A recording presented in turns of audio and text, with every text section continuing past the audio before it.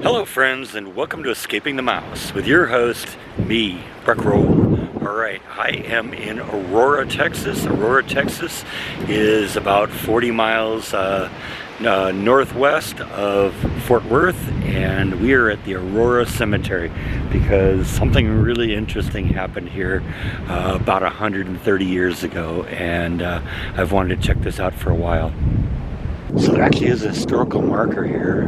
This is the Aurora Cemetery. It's talking about some of the oldest graves, date back to some of the earliest families that came to the Aurora area. And a Confederate veteran from Mississippi donated the 3-acre site to the newly formed Aurora Lodge in 1877. For many years, this community burial ground was known as a Masonic temple. Beauchamp and his wife Caroline and others and their families are buried here. An epidemic which struck the village in 1891 added hundreds of graves to the plot, called the spotted fever by the settlers. The disease is now thought to have been a form of meningitis. What we're specifically interested in here is this next paragraph here, and that is, it's also famous because there was a UFO crash here in 1897, and yeah, that was interesting. So apparently the people buried their alien here. So let's go see if we can find his grave. Some of these markers here are pretty recent. I guess this is still an active and growing cemetery.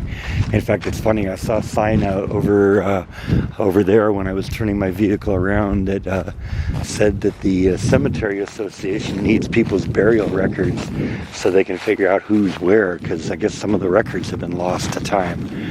But what we're looking for is supposedly over here. This is the earliest part of the cemetery here. Some of the earliest bodies are buried over here.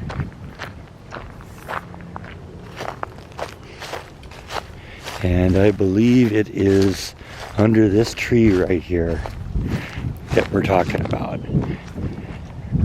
And I was sort of hoping, see, I found a photograph that said that the alien was buried under this tree, and it showed a picture of this tree, and you could see that house in the background in the picture.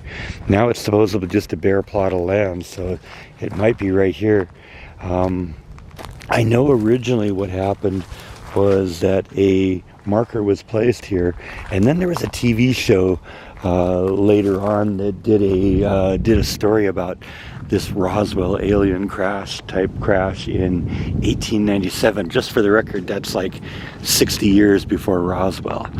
And well, let me read you the newspaper article that reported on this. So in the Dallas Morning News on April 19th, 1897, on page 5, the following article showed up. The headline is, "A Windmill Demolishes It." About 6 a.m. this morning, early risers of Aurora were astonished at the sudden appearance of an airship which had been sailing through the country. It had been traveling due north and much nearer to the earth than ever before.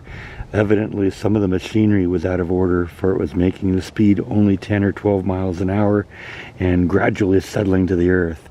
It sailed directly over the public square, and when it reached the north part of town, it collided with the tower on Judge Proctor's windmill and went into pieces with a terrific explosion, shattering debris over several acres of ground, wrecking the windmill, the water tank, and destroying the judge's flower garden. The pilot of the ship was supposed to have been the only one on board, and while his remains were badly disfigured, enough of the original had been picked up to show that he was not an inhabitant of this world. Mr. T.J. Weems of the United States Signal Service, officer at this place and an authority on astronomy, gives it as his opinion that the native was from the planet Mars. Papers found on his person, evidently the record of his travels, were written in some unknown hieroglyphics and cannot be deciphered. The ship was too badly wrecked to form any conclusion as to its construction or motive power, but it was built of an unknown metal resembling somewhat of a mixture of aluminum and silver, and it must have weighed several tons.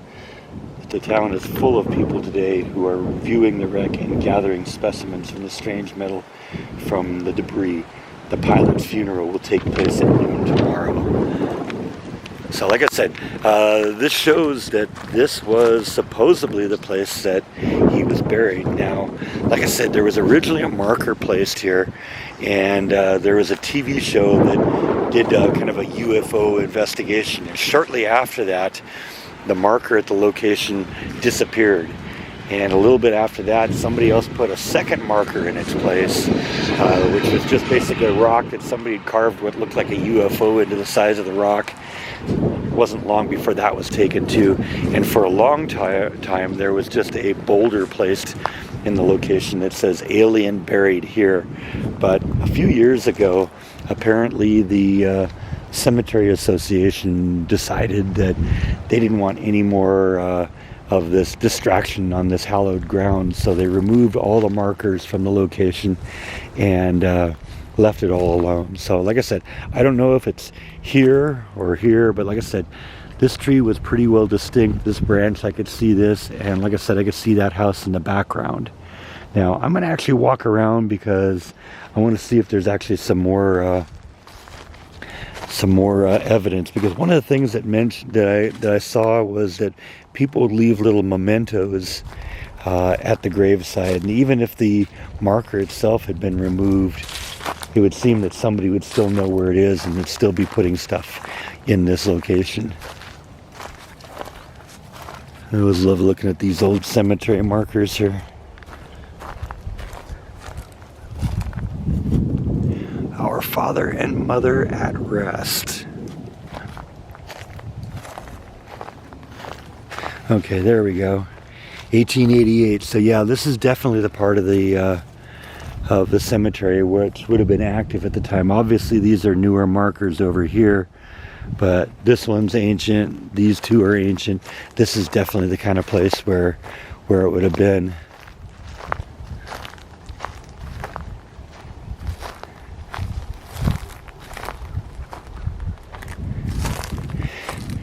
Now it's funny, when they buried him, when they buried the alien, like I said, they gave him full Christian funeral, the whole works, and allegedly some of the parts of his craft were buried with him, and the rest of it apparently ended up in buried in a well underneath the well that was hit when the craft crashed.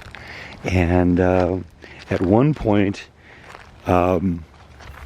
the new owner of the property attempted to unearth the well and tried to use it for drinking water again, and apparently got a severe case of arthritis, which she blamed on the metal that was in the water and how it had poisoned the water, allegedly.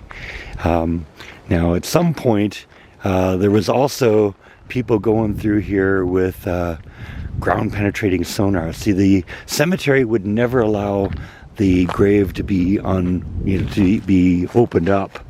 They considered that sacrilege, so repeated attempts to exhume the body have been denied. But supposedly there was somebody was permitted to do ground penetrating sonar here, and at the location they did find the location of a grave, but the grave was too badly disintegrated for them to determine what was there. But there was a point where you could run over this area with a metal detector and get a metal hit on there, and it isn't sure what happened. Apparently the Mutual UFO Network, MUFON, came in here, and they were able to detect the metal tracings in the ground here, and also at the cemetery, or at the location where the well was. And after the MUFON got in here, they someone apparently went in, removed all the stuff from the soil, and now you can't scan this anymore with a metal detector and catch anything, because apparently it's all been removed now. So I don't know, some rules, I guess some exceptions were made that allowed them to exhume this, but who knows? The stories go back and forth whether this is a hoax or whether this is real. But if it is, it would be, like I said, it predates Roswell by about 50 years. So that's kind of cool that happened here. And like I said, I thought it was really, really interesting that the people buried the alien in their cemetery. I guess the after the explosion of the craft, the alien himself was just ripped apart. And news articles say that, you know, they could just find bits and pieces of his body, and from that they could tell that it clearly was not human. And so they speculated he was from Mars. I don't know, probably a little bit further away than that, but I don't know how many people have aliens buried in their cemetery. Or at least potentially have aliens buried in their cemetery. Look at some of these old markers here.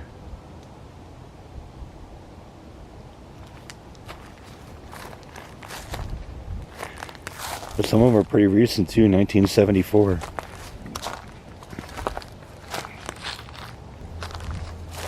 FJ and PJ. And I guess PJ is Pauline Jones.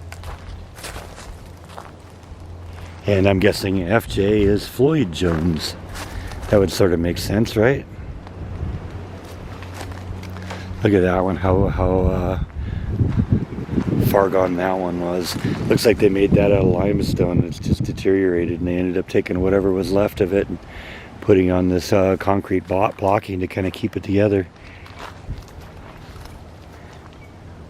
Born 1861. Wow. Wow, Mary sure lived a long time. 1869 to 1970. 101 years old. I always find it interesting how they have these family plots here. Joe and Lois Marie here. You come over here. And Joe and Lois's #1 grandson. It's funny how that all kind of happens. That's a lot more common around here in Texas, I think, than I remember ever seeing it in California. It's not uncommon to see entire families buried together. Yes, of course, my mom and dad are buried together, but they're buried in a different place from my grandparents. You know, it isn't multiple generations like you sometimes see here.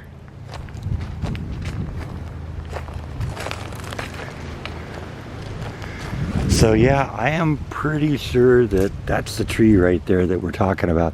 I don't see any other trees in the area that are, you know, that have cemetery tombstones that are roughly the same age as this supposedly happened in 1897. So, you know, the rest of these have some fairly recent markers around them, you know. 1919, okay, maybe that isn't that recent, but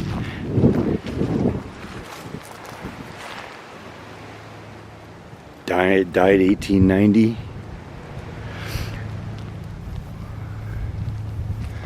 A lot of people died from an epidemic that came through here back around that time.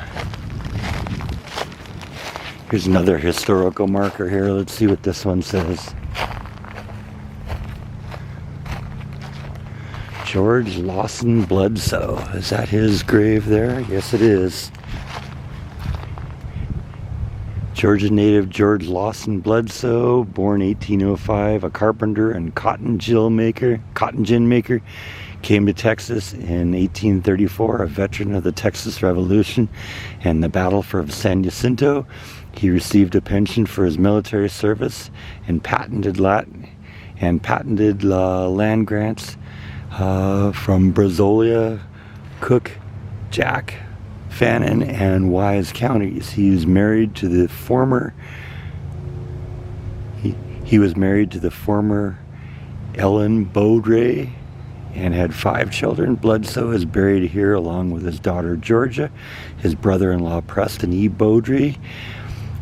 Ellen Bledsoe and the couple's other 4 children are probably buried in the Fannin County, probably in Bledsoe Cemetery near Dial. You see a lot of old cemeteries in Texas that have CSA on them. Yeah, this is one from the Confederate States of America. Army member.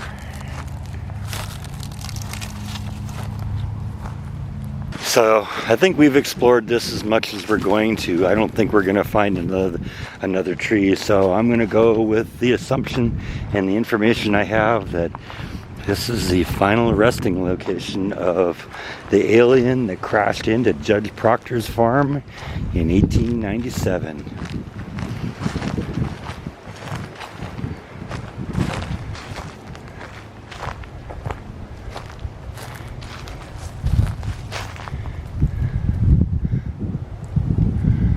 So anyway, I think that's all that I have for today. Thank you as always for watching, and I'll see you next time on Escaping the Mouse. Good night.